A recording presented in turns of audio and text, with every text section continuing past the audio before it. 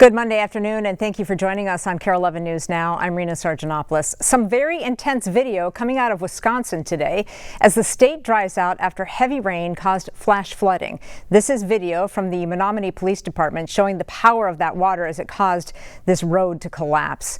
There was so much rain so fast that people could not get their vehicles out of the way. This is video from Milwaukee showing several vehicles submerged in that rising water. Milwaukee's fire department says they rescued dozens of people, and the Wisconsin State Fair had to close early on its final day. Part of the state still has a way to go. This is the live look from the Fox River in Waukesha, where you can see the water covering a nearby walking path and then creeping up to the bridge there. NBC's Maggie Vespa is in Waukesha. She's been tracking the storms and the damage left behind. Hey there, it was a harrowing weekend here in Wisconsin. 14.5 inches of rain in 24 hours, a potential record. Coming in hard, coming in fast, swelling rivers and streams like the Fox River behind me. You can see it's still up and over that pedestrian walkway. This caution tape clearly here for a reason. And then we move over here, you can see how high it is, how fast it's moving. Floodwaters, and we have video of this, just surging into neighborhoods, flooding homes, submerging cars, water rescues stacking up by the dozen over the weekend. The State Fair in Wisconsin had to close early, people wading through the water to get out of there. And this is other wild weather kicks up across the country. We saw severe winds from South Carolina, beach umbrellas flying into the ocean during a reported water spout there. Nebraska, a roof being torn off of a prison. In Denver, severe storms throwing a wrench into summer air travel. Close to 70 flights canceled, 1,000 delayed out of that airport on Sunday alone. And then finally, of course, we are watching the wildfires and the extreme heat out west. Fires burning in Colorado, Arizona, California. Evacuation orders being issued in Colorado. The sky was thick with smoke. One person posting, "It feels like Armageddon." Back here in Wisconsin, the good news is a lot of these flood alerts expiring throughout the day today, bringing relief here as people frankly begin to dry out. Back to you. Developing right now, at least one person is dead and dozens of others hurt after an explosion at a steel plant in Pittsburgh, Pennsylvania. Right now, emergency crews are digging through the rubble to try and find anyone that might be trapped. Video from a news helicopter shows the size of the destruction. You can see the twisted debris everywhere in the middle of that plant. We also just got new video of a time lapse showing the exact moment the explosion happened. You can see that dark smoke start rising from the center of the plant just after 10 o'clock this morning. This story will be developing all day, so stay with KARE 11 Plus for any updates. We are learning new details today about a young police officer shot and killed while responding to a shooting near the Centers for Disease Control and Prevention and Emory University in Atlanta. David Rose was one of the first on the scene during that shooting on Friday. The suspect was firing at the CDC building and ended up hitting Rose, who had just graduated from Police Academy in March. He has 2 kids and a third on the way. Rose's mother says her son always ran towards the danger if it meant helping others. Even though he was new to the department there and he heard that, he would know how to get there quickly. He knows the area. And if you would ask him, he would do it again, he would do it again. That's the kind of person he is. He would do it again. As for the suspected shooter, the Georgia Bureau of Investigation identified him as Patrick Joseph White.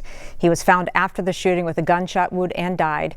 Where that wound came from and a motive for the shooting is under investigation. Happening now, a corrections officer is recovering after being stabbed by an inmate at the Minnesota Correctional Facility in Rush City.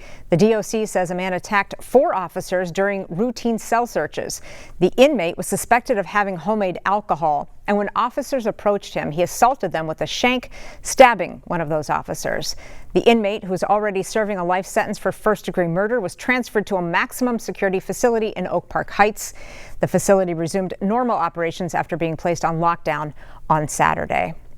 Right now, the man convicted of killing a North High School student is back in court for a status confirmation hearing. Cody Forencam was convicted of second-degree murder after prosecutors say he shot and killed the 15-year-old Deshaun Hill. However, the Court of Appeals overturned it in May over statements that he made to police while illegally detained. The Hennepin County attorney then vowed to retry Forencam. That trial is set for November 3rd. Today, jury selection for the trial of a man accused of killing 3 people in Coon Rapids. Prosecutors say last January, Alonzo Mingo went up to a home, went inside, and shot and killed a couple and their adult son. 2 other young kids were inside but were not hurt. He is now facing 9 charges. Officials never revealed a potential motive in that case, but said drug trafficking may have been a factor. We are hearing of a new update to the Xcel Energy alert system for emergency notifications at nuclear plants. The company announced that they are moving away from sirens to wireless cell phone alerts as a primary form of emergency communication. With this step, Xcel is joining a national trend for nuclear safety. Reporter Danny Spiewak has more. For more than 50 years, the Xcel Energy nuclear plant in Monticello has operated on the northwest side of town. Yeah, it is tucked away. Rodney Foster lives 9 miles away. Nuclear safety is very important. I guess I just have to trust the people in the plant that they're doing a good job. The plant has never had an emergency requiring immediate notification to the public. But in a shift, Xcel has now decided to replace sirens with cell phone alerts as the primary form of emergency communication at its Monticello and Prairie Island plants in the event something does happen. Where technology improves, we want to utilize that. Pamela Gorman-Prohaska leads nuclear fleet operations for Xcel Energy. Your phone is automatically enrolled in the system, and if you're in the vicinity of our plants, you would get that notification. Officially, these are known as wireless emergency alerts, run through the same system as Amber Alerts and public safety threats. And we would be able to provide some context as well as any actions that we may ask that you take. Xcel's move is hardly unprecedented.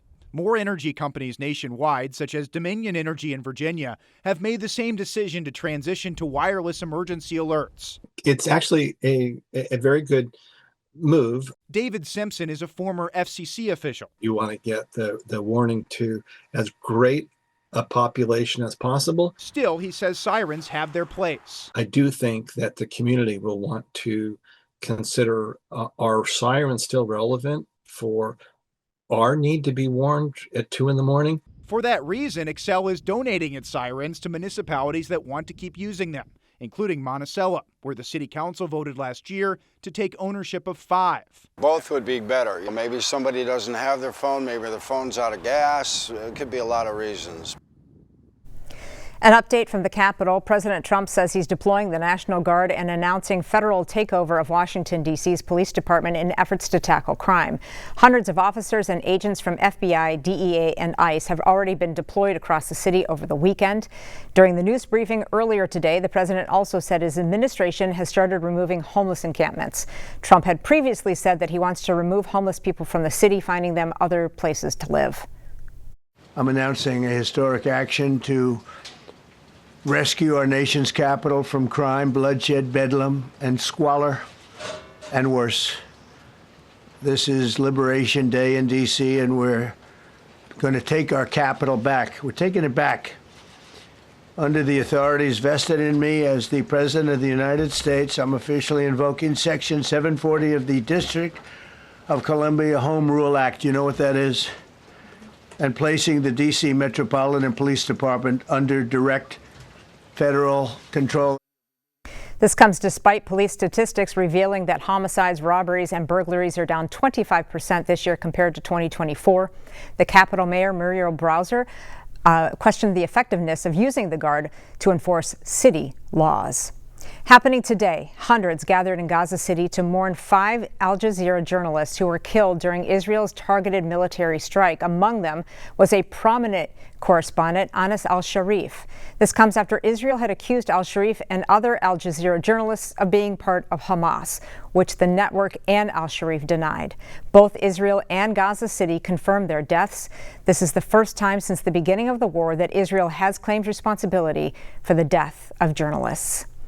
The U.S. and Russia have agreed to hold a meeting between Donald Trump and Vladimir Putin this Friday in Alaska. If it happens, this would be the first U.S.-Russia summit since 2021.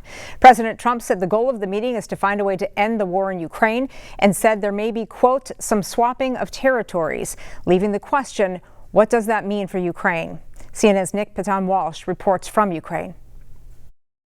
people boarding the train now here as torrential rain actually begins. This Kramatorsk railway station, why are we here? Why is this important? Well, it is the de facto capital of Donetsk region, the parts of Donetsk region that are still held by Ukraine. That's important because reports have been suggesting that as part of the opening stages of a potential deal between the United States and Russia, Russia may get this part of the Donetsk region that it's fought for ages but not managed to take in exchange for a ceasefire as part of a US-Russian deal. Ukraine's outright rejected any ceding of territory to Russia, and awful lot of the people we've been speaking to here in Kramatorsk feel it's surreal that a meeting in Alaska on Friday on the other side of the world couldn't almost be further away from this frontline town could decide their fate after years of Ukrainians dying to defend this area. But that is the risk here, that is the concern. The air raid sirens have been persistent while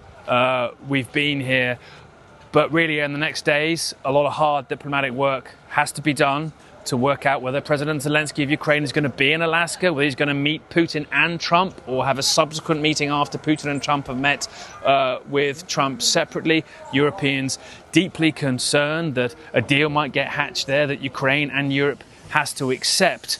And European position now saying clearly they want a ceasefire first, and then the current line of contact needs to be the starting point for negotiations. Essentially freeze the fighting and then discussions can potentially happen. But just look behind me here at the normal traffic in and out every day of this railway station back to the capital, Kiev, and imagine it manifold higher in the highly unlikely event that Ukraine has outright rejected that some kind of deal hands this massive city over to Russia. Nick Payton-Walsh, CNN, Kramatorsk, Eastern Ukraine. Take a look at this. Lake Alice inside William O'Brien State Park has dried up, and the Minnesota DNR is trying to figure out why. You can see small puddles left after the water drained from the lake and people checking out what's going on there. The state park is located in Washington County, north of Stillwater, and flows into the St. Croix River. We've reached out to the DNR for details. We will let you know if we learn anything new. Stick with us. More news and weather coming up after the break.